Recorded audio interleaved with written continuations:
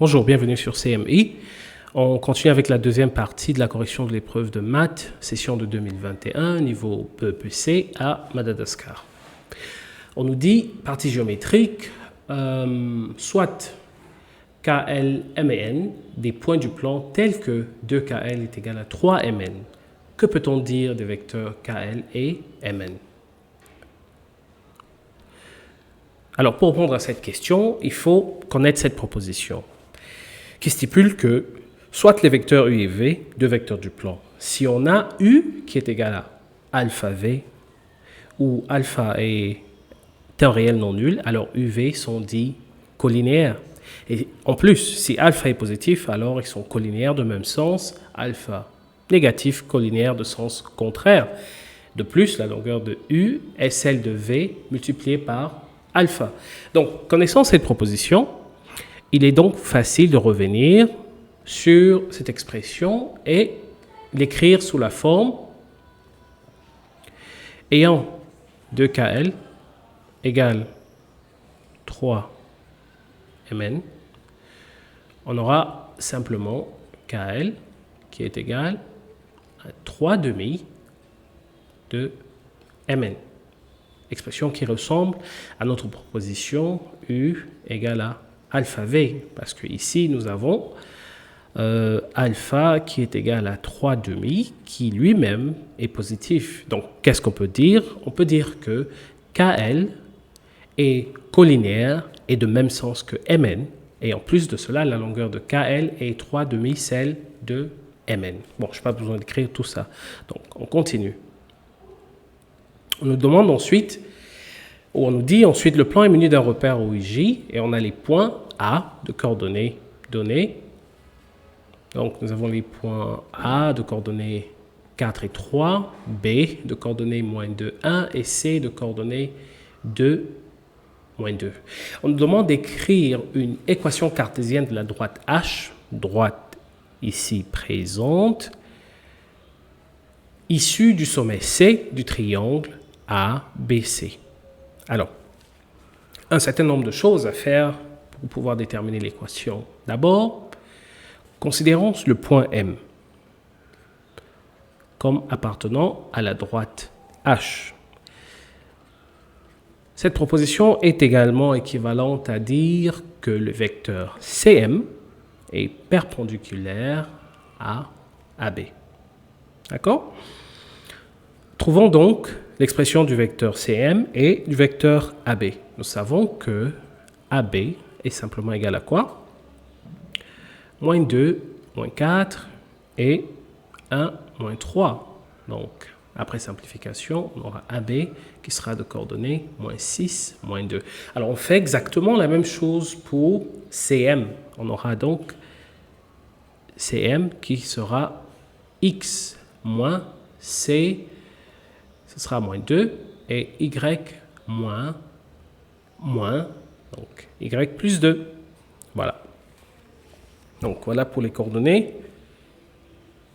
des vecteurs CM et AB. Ensuite, CM étant perpendiculaire à AB, la proposition pour tester l'orthogonalité consiste simplement à dire CM perpendiculaire à AB est équivalent au produit scalaire de CM par le vecteur AB qui est égal à 0. Et nous savons comment calculer le produit scalaire. Donc on revient et on remplace cette expression par des coordonnées. On aura donc x moins 2, y plus 2, produit scalaire,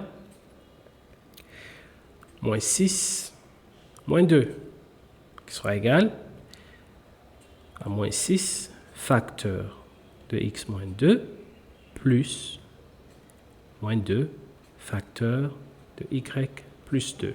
Et le tout est égal à 0. Donc, en développant très rapidement cette expression, on se retrouve donc avec l'expression moins 6x plus 12 moins 2y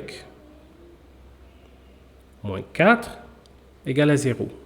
Bon, je vais sauter une étape, alors je vais vous donner uniquement le résultat de l'équation qui est 3x plus y moins 4 égale à 0, qui correspond à l'équation recherchée. Passons à la suite. Ensuite, on nous dit, tout autre sujet, configuration de l'espace. Un objet a une forme cylindrique de diamètre de base 6 cm. Donc, voici notre objet. Et nous avons ici la base et nous avons son diamètre qui est de 6 cm, cette longueur. Et on nous dit ensuite qu'elle est surmontée d'une demi-boule. Comme l'indique la figure ci-contre, on veut calculer l'aire latérale du cylindre. Alors, à quoi correspond l'aire latérale du cylindre? Nous avons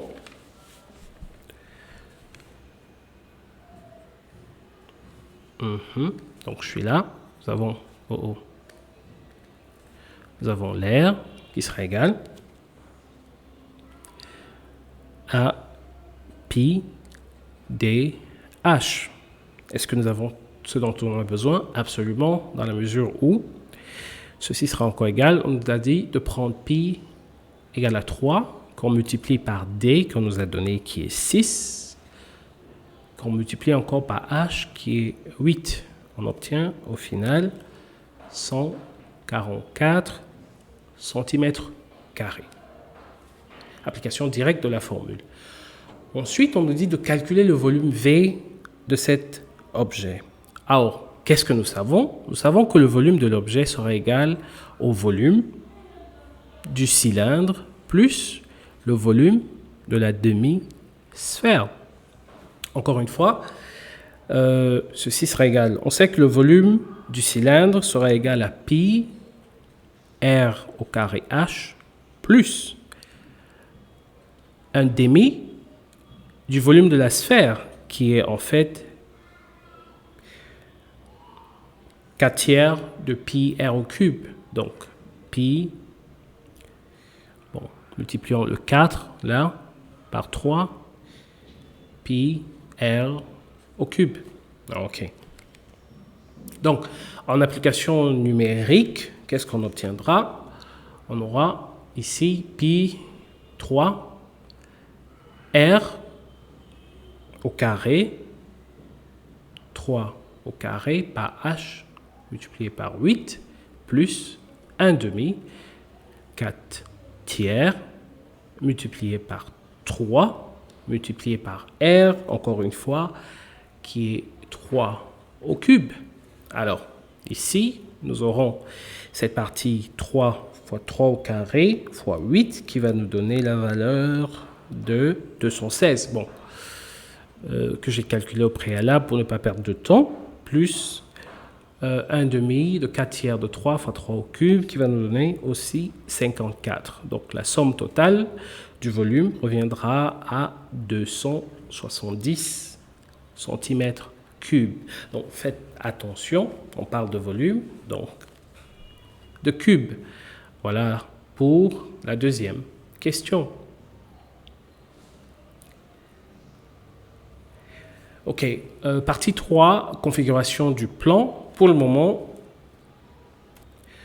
donc nous allons continuer et terminer dans la troisième partie de cette vidéo. Merci de nous avoir suivis. À très bientôt sur CME. Bye bye.